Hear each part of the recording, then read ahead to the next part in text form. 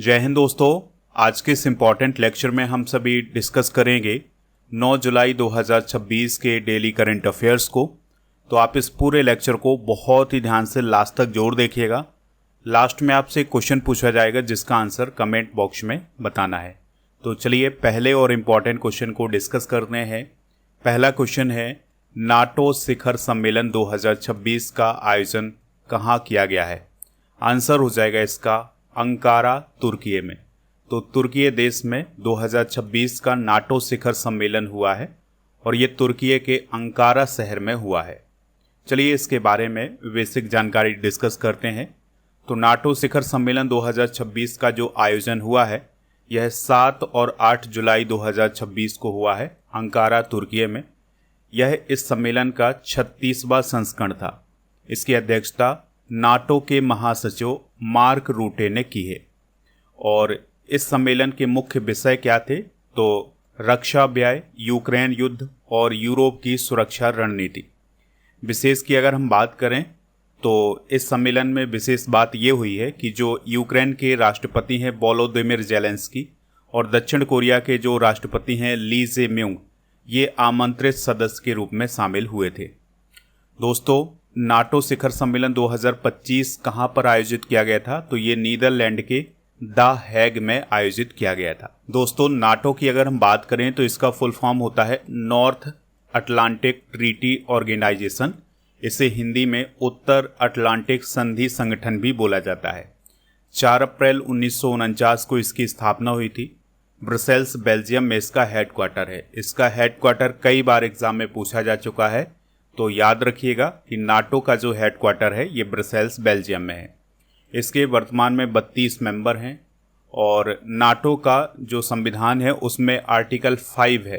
तो आर्टिकल 5 क्या कहता है? किसी एक सदस्य देश पर हमला सभी पर हमला माना जाता है। यानी नाटो के जितने भी मेंबर हैं, अगर उनमें से किसी एक देश पर हमला होता है तो ये माना जाता है कि ये नाटो के सभी देशों पर हमला है और ये सभी देश मिलकर के उसका बदला लेते हैं।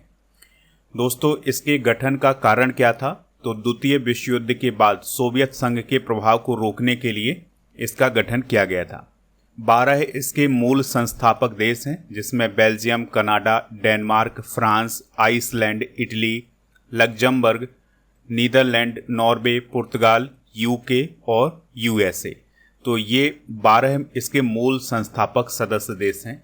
हाल ही में प्रम्बानन मंदिर संरक्षण और जीर्णोद्धार परियोजना का उद्घाटन किसने किया है? आंसर हो जाएगा नरेंद्र मोदी जी ने। तो नरेंद्र मोदी जी इंडोनेशिया की यात्रा पर गए थे और इंडोनेशिया की यात्रा के दौरान ही उन्होंने प्रम्बानन मंदिर संरक्षण और जीर्णोद्धार परियोजना का उद्घाटन किया है। ठीक है। तो दोस्तों, इंडोनेशिया में एक हिंदू मंदिर है जिसका नाम है प्रम्बानन मंदिर। तो इस मंदिर का संरक्षण किया जाना है और इसका जीर्णोद्धार किया जाना है। तो इसके लिए इंडोनेशिया और भारत सरकार दोनों मिलकर के काम कर रहे हैं। तो इसके लिए प्रम्बानन मंदिर संरक्षण और जीर्णोद्धार परियोजना का उद्घाटन पीएम नरेंद्र मोदी और इंडोनेशिया के जो प्रेसिडेंट हैं प्रबोवो सुबियांतो, उनके द्वारा किया गया है। इसके लिए समझौता हुआ है भारतीय पुरातत्व सर्वेक्षण यानी आर्कियोलॉजिकल सर्वे ऑफ इंडिया और इंडोनेशिया के संस्कृति मंत्रालय के बीच में। ये जो परियोजना है इसका उद्देश्य है प्रम्बानन मंदिर का संरक्षण और जीर्णोद्धार करना। प्रम्बानन मंदिर के बारे में बेसिक जानकारी डिस्कस करते हैं। ये क्वेश्चन आपके एग्जाम में ज़रूर बनेंगे, तो जो ये फैक्ट हैं इनको आप नोट कर लीजिएगा। तो दोस्तों, जो प्रम्बानन मंदिर है ये इंडोनेशिया देश में है और इंडोनेशिया के योग्याकार्ता के पास जो जावा द्वीप है उसमें ये स्थित है। 9वीं शताब्दी का ये मंदिर है। इसको 1991 में यूनेस्को विश्व धरोहर स्थल घोषित किया गया था। इसे कैंडी रोरो जोंगग्रंग भी बोला जाता है। यानी इस मंदिर का जो दूसरा नाम है ये है कैंडी रोरो जोंगग्रंग। इसकी विशेषता की अगर हम बात करें तो यह दक्षिण पूर्व एशिया का दूसरा सबसे बड़ा हिंदू मंदिर है। तो दक्षिण पूर्व एशिया का सबसे बड़ा हिंदू मंदिर कौन है? तो वो है अंकोर वाट मंदिर, जो कि कंबोडिया देश में है। इसके धार्मिक महत्व की बात करें तो यहाँ पर भगवान शिव मुख्य देवता के रूप में है। इसके अलावा भगवान विष्णु, भगवान ब्रह्मा को ये मंदिर समर्पित है। शिव मंदिर की ऊंचाई 47 मीटर है और यह इस कैंपस का सबसे बड़ा मंदिर है। मंदिर की दीवारों पर रामायण और अन्य हिंदू ग्रंथों की कथाएं अंकित हैं। पूरे कैंपस में कभी लगभग 240 मंदिर हुआ करते थे और वर्तमान में बहुत सारे मंदिर जो हैं वो छीण हो गए हैं। तो अब इस मंदिर के जीर्णोद्धार के लिए इंडोनेशिया और भारत मिलकर के काम कर रहे हैं। हाल ही में उत्तर कोरिया में भारत के नए एम्बेसडर कौन नियुक्त हुए हैं? आंसर हो जाएगा संजीव जैन। तो संजीव जैन को हाल ही में उत्तर कोरिया में भारत का एम्बेसडर बनाया गया है। वह 2008 के IFS ऑफिसर हैं। उन्होंने उत्तर कोरिया में भारत के राजदूत के रूप में आलियावती लोंगकुमेर का स्थान लिया है। यानी अभी तक उत्तर कोरिया में भारत के राजदूत थे आलियावती लोंगकुमेर, और अब कौन बन गए हैं? संजीव जैन बन गए हैं। उत्तर कोरिया या नॉर्थ कोरिया की बात करें तो प्योंगयांग इसकी कैपिटल है और उत्तर कोरियाई वॉन यहाँ की करेंसी है और यहाँ की जो ऑफिशियल लैंग्वेज है वो है कोरियाई, और यहाँ के सुप्रीम लीडर हैं किम जोंग उन। इसकी स्थापना 9 सितंबर 1948 को हुई थी। इसकी जो सीमा है वो चाइना, रूस, दक्षिण कोरिया, जापान सागर और पीला सागर से लगती है। भारत और उत्तर के कोरिया के बीच में जो राजनयिक संबंध है वो 1973 में स्थापित किए गए थे। अब आपको बताना है कि उत्तर कोरिया और दक्षिण कोरिया के बीच में कौन सी लाइन है, ये आप कमेंट बॉक्स में ज़रूर बताइएगा। अगला क्वेश्चन है, हाल ही में नर्मदा परियोजना से जुड़े भुगतान विवाद समझौते पर सिग्नेचर कब हुए हैं?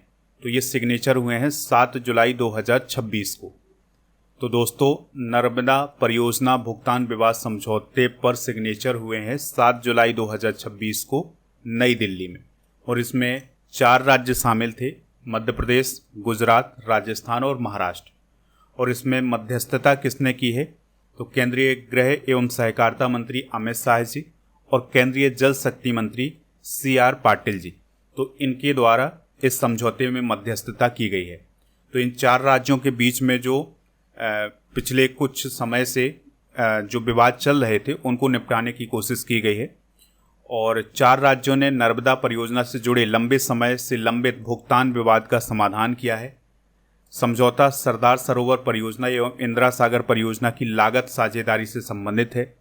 राजस्थान कॉस्ट शेयरिंग के तहत गुजरात सरकार को लगभग 550 करोड़ का भुगतान करेगा। तो इस प्रकार से इन चारों राज्यों के बीच में जो भुगतान पेंडिंग डला हुआ था उससे संबंधित जो विवाद था उसको सुलझाया गया है इस समझौते के तहत। सरदार सरोवर परियोजना नर्मदा नदी पर है, ये बात आप याद रखिएगा। दोस्तों, ये जो विवाद है इसको सुलझाने के लिए नर्मदा जल विवाद न्यायाधिकरण 1969 में बनाया गया था, और इसका जो कानूनी आधार था वो था अंतर्राज्यीय जल विवाद अधिनियम 1956। इसका उद्देश्य था नर्मदा नदी के जल बंटवारे एवं परियोजना से जुड़े विवादों का समाधान करना, और इसमें 4 राज्य शामिल हैं, मध्य प्रदेश, गुजरात, राजस्थान और महाराष्ट्र। बात हुई है नर्मदा नदी की, तो चलिए इसके बारे में कुछ बातें डिस्कस करते हैं। तो इसका जो उद्गम होता है वो मध्य प्रदेश के अमरकंटक से होता है, और ये अरब सागर में जाकर के गिरती है खंबात की खाड़ी में, और ये मध्य प्रदेश, महाराष्ट्र और गुजरात राज्य से होकर के गुजरती है। और दोस्तों, राजस्थान से नर्मदा नदी नहीं बहती है, लेकिन नर्मदा परियोजना का लाभ राजस्थान को भी मिलता है। अगला क्वेश्चन है, हाल ही में UNCTAD के उपभोक्ता संरक्षण कानून एवं नीति पर अंतर सरकारी विशेषज्ञ समूह के 9वें सत्र की अध्यक्ष कौन चुनी गई हैं? तो निधि खरे चुनी गई हैं। तो दोस्तों, निधि खरे जो हैं वो झारखंड के 1992 बैच की ऑफिसर हैं, और वो वर्तमान में सचिव उपभोक्ता मामले विभाग के रूप में काम कर रही हैं।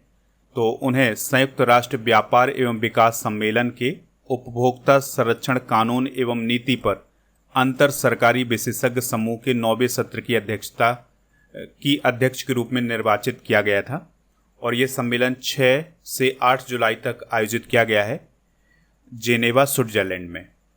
दोस्तों, अगर हम बात करें संयुक्त राष्ट्र व्यापार एवं विकास सम्मेलन की यानी UNCTAD की, तो जेनेवा, स्विट्जरलैंड में इसका मुख्यालय है, और ये संयुक्त राष्ट्र से संबंधित संगठन है। इसका प्रमुख काम है व्यापार, निवेश और विकास को बढ़ावा देना।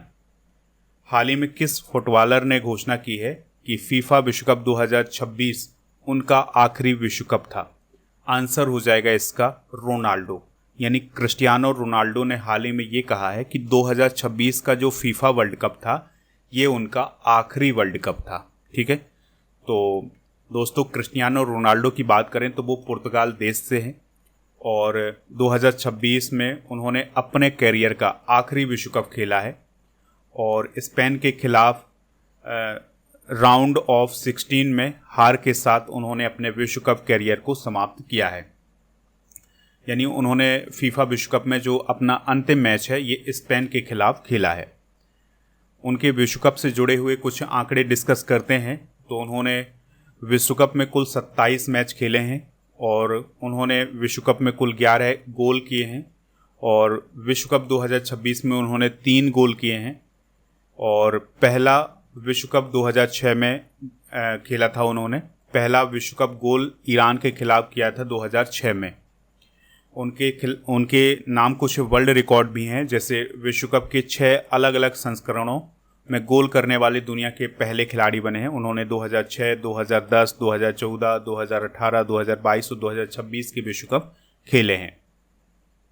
इसके अलावा दोस्तों UEFA यूरो 2016 के ये विजेता हैं और UEFA नेशंस लीग 2 बार के विजेता हैं। बैलन डी'ओर पुरस्कार इन्हें 5 बार मिला है। रियल मैड्रिड के इतिहास के सर्वाधिक गोल करने वाले खिलाड़ी हैं और UEFA चैंपियंस लीग इन्होंने 4 बार जीती है। तो ये उनकी कुछ प्रमुख उपलब्धियां हैं। अगला क्वेश्चन है, भारत का 21वां नामित जैव विविधता भंडार गृह कौन सा संस्थान बना है? तो नेचुरल हिस्ट्री म्यूजियम मिजोरम विश्वविद्यालय बना है। तो दोस्तों सबसे पहले हम ये जान लेते हैं कि जैव विविधता भंडार गृह क्या होता है। तो यह वह संस्थान होता है जहां पौधों, जीव जंतुओं और सूक्ष्म जीवों को वैज्ञानिक तरीके से सुरक्षित रखा जाता है। तो ऐसे संस्थान को जैव विविधता भंडार गृह बोला जाता है। तो अभी हाल ही में मिजोरम का प्राकृतिक इतिहास संग्रहालय भारत का 21वां नामित जैव विविधता भंडार गृह बना है और ये आइजोल में स्थित है और इसको अधिसूचित किया है किसने? पर्यावरण, वन एवं जलवायु परिवर्तन मंत्रालय ने। और यहाँ पर कुछ प्रजातियों को संरक्षित किया गया है, जैसे टेरिडोफाइट्स और मैक्रोफंगी और सरीसृप रेप्टाइल्स और एम्फीबिया वर्ग के जो प्राणी हैं उनको यहाँ पर संरक्षित किया गया है। कुछ मछलियाँ और कुछ तितलियों को भी यहाँ पर संरक्षित किया गया है। अगला क्वेश्चन डिस्कस करते हैं, हाल ही में प्रगति परियोजना का शुभारंभ किसने किया है?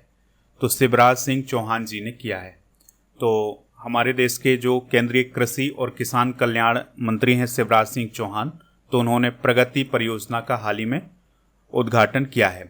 इसका उद्देश्य 20,000 से अधिक कृषि उद्यमियों और 20 लाख किसानों को सशक्त बनाना और जो किसान हैं उन्हें आधुनिक कृषि सेवाएं उपलब्ध कराना। तो ये जो परियोजना है ये मध्य प्रदेश, बिहार, महाराष्ट्र, राजस्थान, पश्चिम बंगाल, असम और झारखंड में लागू की जाएगी। तो इसमें क्या सुविधाएं मिलेंगी? तो इसमें कृषि परामर्श मिलेगा, मिट्टी परिरक्षण यानी सॉइल टेस्टिंग की सुविधा मिलेगी और कृषि मशीन सेवाएं मिलेंगी। तो ये सारी सुविधाएं मिलने वाली हैं किसानों को। अगला क्वेश्चन है, हाल ही में किस एयरपोर्ट को दवाओं के आयात हेतु अधिकृत बंदरगाह घोषित किया गया है? आंसर हो जाएगा नवी मुंबई हवाई अड्डा। तो दोस्तों नवी मुंबई हवाई अड्डा जो कि महाराष्ट्र में है, उसको दवाओं के आयात के लिए अधिकृत बंदरगाह घोषित किया गया है और ये घोषणा किसने की है? स्वास्थ्य एवं परिवार कल्याण मंत्रालय ने। तो इसके मुख्य फैक्ट की बात करें तो भारत में दवा आयात के लिए अधिसूचित प्रवेश बंदरगाहों की संख्या अब 42 हो गई है। यानी कि इस एयरपोर्ट के माध्यम से दवाओं का आयात किया जा सकता है। तो ये एयरपोर्ट कौन है? नवी मुंबई एयरपोर्ट। नवी मुंबई एयरपोर्ट नवी मुंबई महाराष्ट्र में है और ये जो नवी मुंबई एयरपोर्ट है ये इसलिए बनाया गया था कि मुंबई के छत्रपति शिवाजी महाराज अंतर्राष्ट्रीय हवाई अड्डे पर जो यातायात का दबाव है उसको कम किया जा सके।